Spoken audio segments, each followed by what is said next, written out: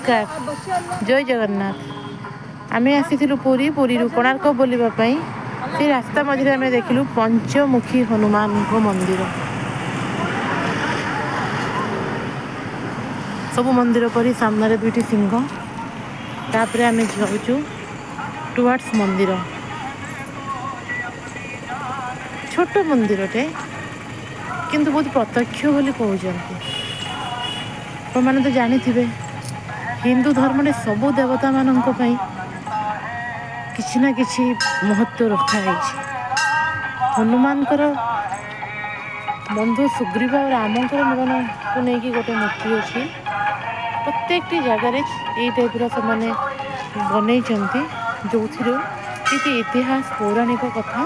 आम जानवा पाइबा ये यज्ञ पीठ माँ सीता पाखक जिते बड़े हनुमान राम को मुदी नहीं आसते ता हिसाब से भी देखते बड़े सुंदर गछ मूल अवश्य अशोक गछ नुह आंब गछ मूल किंतु पिला माने जानिला परी गोटे पौराणिक चित्र हिसाब से मूर्ति तैयारी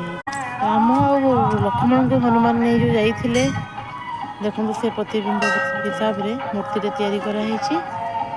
बाप पुओं तो दर्शन सरीगला एवं मु जाऊँ।